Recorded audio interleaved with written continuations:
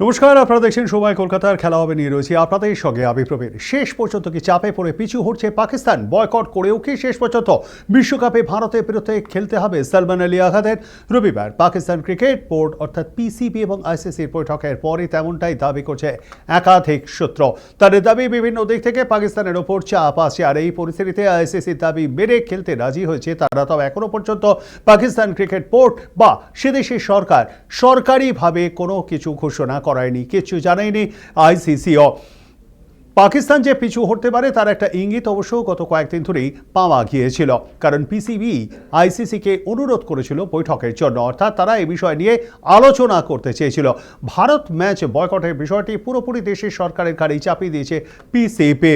তারা এর মধ্যে নাক গলায়নি, কিন্তু তারপরেও আইসিসিকে বৈঠকের অনুরোধ করে পাক বোর্ড ইঙ্গিত দিয়েছিল শেষ পর্যন্ত তারা সিদ্ধান্ত বদলাতে পারে। পাক বোর্ড সূত্রে জানা গিয়েছে বিশ্বকাপে শেষ পর্যন্ত ভারত পাক ম্যাচ হওয়ার সম্ভাবনাটা অনেকটা বেড়ে গিয়েছে।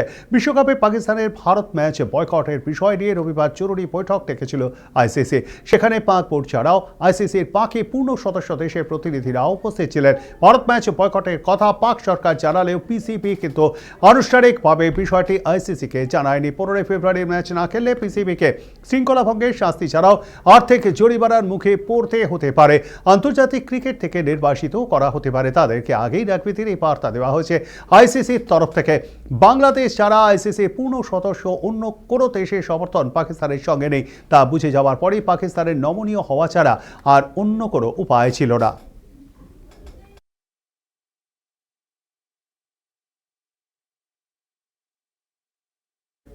টি-20 বিশ্বকাপ থেকে বাদ পড়েও বিশ্বকাপ সংক্রান্ত বিষয় বারবার ঢুকে পড়ছে বাংলাদেশ। পাকিস্তানের ভারত ম্যাচ বয়কটের সিদ্ধান্ত নিয়ে রবিবার লাহোরের গদ্দাফি স্টেডিয়ামে এক বৈঠক হয়। সেখানে আইসিসির আধিকারিক পাক বোর্ডের কথাটা ছিল উপস্থিত ছিলেন বাংলাদেশ ক্রিকেট বোর্ডের সভাপতি আমিনুল ইসলাম। 5 ঘন্টা ধরে বৈঠক হয়েছে তাদের মধ্যে, এবং সেখানেই পাকিস্তানের পাশাপাশি সুযোগ বুঝে বাংলাদেশও 3টি দাবি করেছে আইসিসির কাছে।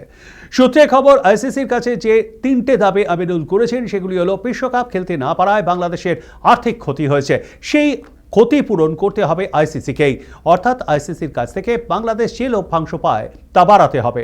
বিশ্বকাপে না খেললেও বাংলাদেশকে পার্টিসিপেশন ফি অর্থাৎ বিশ্বকাপে অংশগ্রহণের পারিশ্রমিক দিতে হবে। তাদের দাবি বিশ্বকাপ থেকে তাদের বাদ দিয়ে দিয়েছে আইসিসি, তারা নিজেরা সরে দাঁড়ায়নি, ফলে আইসিসিকে এই টাকা দিতে হবে। 3, বাংলাদেশ আগামী দিনে নিজেদের দেশে আইসিসি প্রতিযোগিতা আয়োজন করতে চাইছে। আইসিসিকে জানাতে হবে আগামী দিনে সেখানে কোনো বড় প্রতিযোগিতা যাতে হতে পারে। আইসিসি প্রতিযোগিতা না হলে বিশ্বকাপে না খেলায় যে আর্থিক ক্ষতি হয়েছে তা পুষিয়ে নিতে পারবে বাংলাদেশ, এমনটাই জানা গিয়েছে। পাকিস্তানও আইসিসির কাছে 3টি শর্ত আরোপ করেছে, এবং সেই শর্তগুলি হলো: 1, আইসিসির কাছ থেকে লভ্যাংশ বাবদ পাকিস্তান ক্রিকেট বোর্ড যে টাকা পায় তার পরিমাণ বাড়াতে হবে। 2, 2008 সাল থেকে ভারত পাকিস্তান দ্বিপাক্ষিক সিরিজ বন্ধ রয়েছে, সেই দ্বিপাক্ষিক সিরিজ ফের চালু করতে হবে। 3, এশিয়া কাপ থেকে ভারতীয় ক্রিকেটাররা পাকিস্তানের ক্রিকেটারদের সঙ্গে করমর্দন করছেন না, ভারতীয় ক্রিকেটারদের করমর্দনে বাধ্য করতে হবে। এই 3 শর্তের মধ্যে একমাত্র লভ্যাংশ বাড়ানো বাদে বাকি 2 শর্ত মানা অসম্ভব আইসিসির পক্ষে, কারণ ভারত পাকিস্তান দ্বিপাক্ষিক সিরিজ বা করমর্দন কোনোটাই আইসিসির ওপর নির্ভর করে না। ভারতের কেন্দ্রীয় সরকারের সিদ্ধান্ত হচ্ছে সেগুলি, সেই সিদ্ধান্ত মেনে চলছে ভারতীয় ক্রিকেট বোর্ড, ফলে তাতে হস্তক্ষেপ করার কোনো জায়গা নেই আইসিসির, তা পরিষ্কারভাবে জানিয়ে দিয়েছে তারা।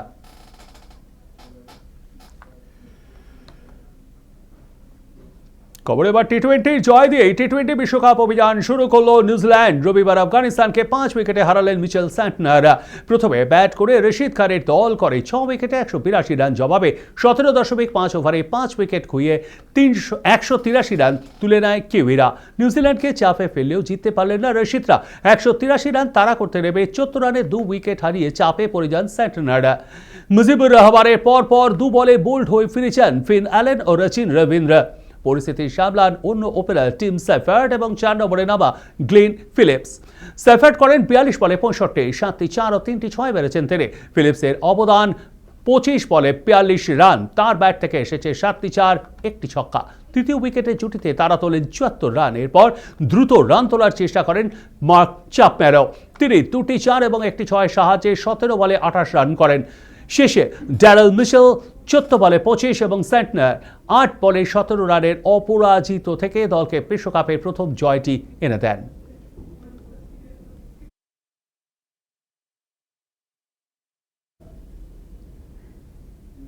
এবারে বিশ্বকাপে প্রায় প্রতিটি ম্যাচে বড় দলগুলিকে চাপে ফেলে দিচ্ছে ছোট দলগুলি। মুম্বাইয়ের ওয়ানখেড়ে স্টেডিয়ামে শনিবার রাতে ভারতের বিরুদ্ধে সুযোগ পেয়েও অঘটন ঘটাতে পারেনি আমেরিকা।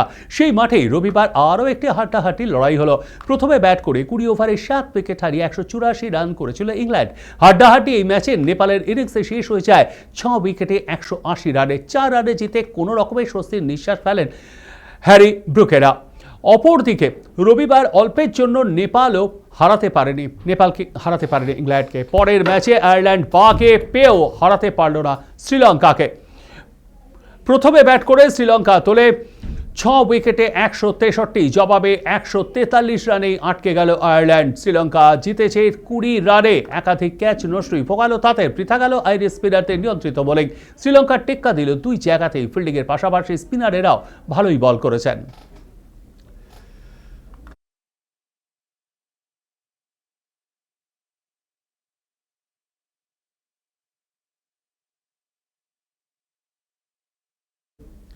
বাকি আর মাত্র 4 মাস, আর তারপরেই বল গড়াবে ফিফা বিশ্বকাপে।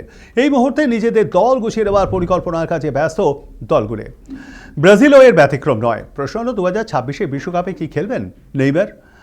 ইতিমধ্যে এই ব্যাপারে বড় ইঙ্গিত দিয়েছেন সেলেসাওদের কোচ আনসেলত্তি। তিনি জানিয়েছেন মে মাসে 26 সদস্যের স্কোয়াড ঘোষণা করবেন ব্রাজিল কোচ। তার মধ্যে 11 জনের জায়গা মোটামুটি নিশ্চিত। তাদের নিয়ে ইতিমধ্যেই পরিকল্পনা শুরু করে দিয়েছেন আনসেলত্তি। তালিকায় রয়েছেন goalkeeper Alisson Becker, defender Marquinhos এবং Gabriel Magalhaes, midfielder Bruno Guimaraes এবং ক্যাসেমিরো, আক্রমণ ভাগের ফুটবলার ভিনিসিয়াস জুনিয়র এবং Raphinha, Estevao, Rodrygo, Matheus Cunha এবং গ্যাব্রিয়েল মার্টিনেলি। এমন একটি তালিকা দেখার পর সভাপতি প্রশ্ন উঠছে, ব্রাজিলের হেক্সা জয়ের মিশরে তাহলে কি নেই নেইমার? 2023 সাল থেকেই পেশি চোটে কাবু নেইমার। গত জানুয়ারিতে স্যান্টোসে যোগ দেওয়ার পরেও চোটমুক্ত হতে পারেননি তিনি। ক্লাবের অবনবর বাঁচাতে চোট নিয়েই মাঠে নেমে পড়েছিলেন। ইতিমধ্যেই স্যান্টোসের হয়ে 150টি ম্যাচ খেলার বিরল নজির তৈরি করেছেন নেইমার। তবে অস্ত্রোপচারের পর ফিট হয়ে ম্যাচে ফেরাটা বেশ কঠিন নেইমারের পক্ষে। অন্তত বিশ্বকাপের আগে সেটা সম্ভব হচ্ছে না বলেই মনে করছে ওয়াকিবহাল মহল। ব্রাজিল কোচ সম্প্রতি বলেছেন, সম্পূর্ণ ফিট ফুটবলার ছাড়া তাঁর দলে জায়গা পাওয়া যাবে না। সেই কারণেই নেইমারকে আদৌ বিশ্বকাপ দলে দেখা যাবে কিনা তা নিয়ে এখন থেকেই সংশয়।